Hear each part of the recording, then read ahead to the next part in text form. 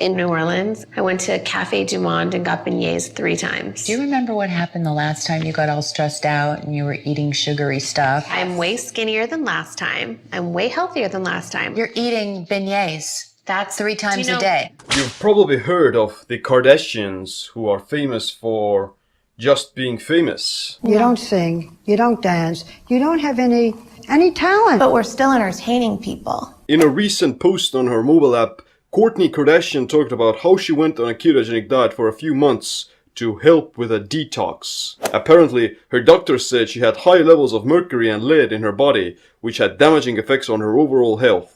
I don't keep up with the Kardashians or watch their social media posts, but this news caught my attention because I've been doing the ketogenic diet for a long while now. So, in this video, I wanted to analyze the Kardashian keto experiment. Do I look fat? Just like 20 pounds overweight. Kourtney wrote, "Keto diets are low in carbohydrates and high in protein and healthy fats. Once I knew the ground rules, I was very strict and really stuck to it. I ate minimal carbs and no grains, beans or legumes. Instead, I focused my meals on fresh vegetables and lean proteins. I would make broccoli rice or cauliflower rice to at least feel like I was eating some carbs. Those poor carbs, they will be missed. Then I would add protein, so I often ate grilled chicken and fish over broccoli rice, cauliflower rice or spaghetti squash. I mixed in roasted vegetables, fresh salads with homemade dressing, and smoothies made with avocados and bananas." Her morning routine also consisted of apple cider vinegar and collagen protein powder, which in my opinion are great for the skin and longevity. In addition to that, she did intermittent fasting. Quote, "For me, this meant not eating for 14 to 16 hours after dinner. I wouldn't eat past 7 p.m. at night, and then I would wait to eat breakfast the next day until after my morning workout, which would be around 10:30 a.m. to 11 a.m.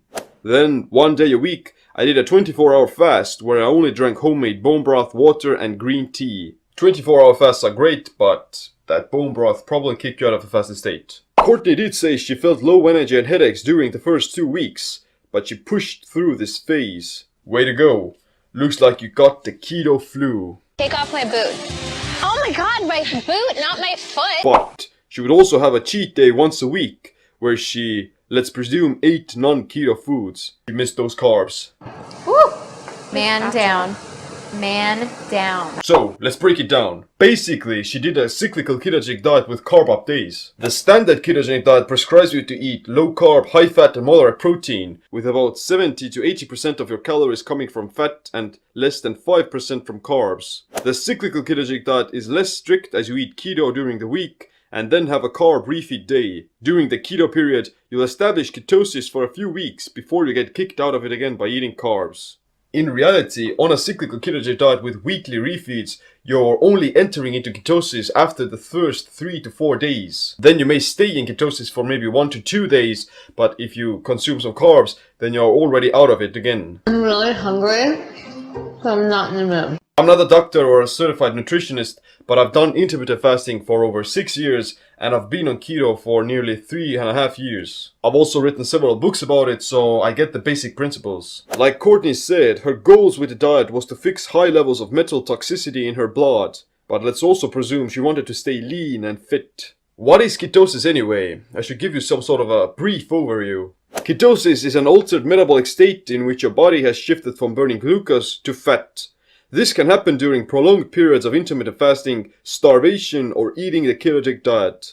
Originally, the ketogenic diet was used to treat epileptic children thanks to its ability to reduce seizures. Now it's being used by people with diabetes and insulin resistance as well. And of course, it's very effective at making you burn your body fat. Although keto is great for reducing inflammation and protecting you against disease, there are no clear evidence that suggests that keto is going to lower the amount of heavy metals in your body. In theory, it can help to promote the cell's own ability to cleanse themselves through the process of autophagy. To trigger autophagy, you need to be fasting for a long time, but eating keto can also allow some periods of autophagy to kick in. The most important thing for fighting metal toxicity is to avoid exposure to heavy metals, like putting nickels into your mouth, touching old house paint, working at a metal factory, touching dirty metals, or eating foods that have been contaminated with heavy metals. She did say that she had small amounts of mercury in her blood, which is funny because fish is one of the most mercury contaminated foods on the planet because of ocean pollution. Fish with highest mercury poisoning are tuna, swordfish, mackerel, shellfish, sea bass, bluefish and shark. Fish with lower mercury are salmon, pollock, flounder and catfish. But let's also presume that the Kardashians are wealthy enough to afford low mercury foods, and she didn't make her condition worse by accidentally eating mercury contaminated fish. The same problem happened with Tony Robbins, who a few years talked about how he got mercury poisoning from eating too much tuna and swordfish.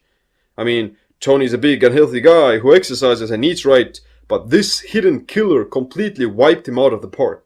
But let's get back to Kourtney. I'm not the cooker. I would say that she would have gotten better results by eating strict keto during the detox period and then switching over to a cyclical ketogenic approach. Carb cycling can be good for boosting metabolism and keeping your thyroid active. And of course, I think that she just loves carbs. I'm the maker of the dough and I roll it out. That's all I do. Overall, she had a positive experience but recommends checking in with a doctor before starting keto yourself.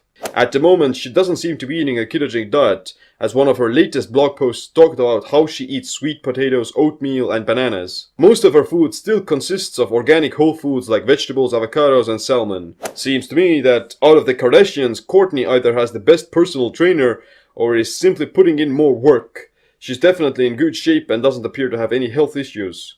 It just makes me feel so much better, like mentally, physically. But what about the other Kardashians? Khloe Kardashian, who used to struggle with weight, is now in great shape and she's eating similarly as do the other sisters. In 2017, Kim Kardashian's nutritionist revealed the secrets of her diet. Get enough protein, healthy fats and cut the carbs.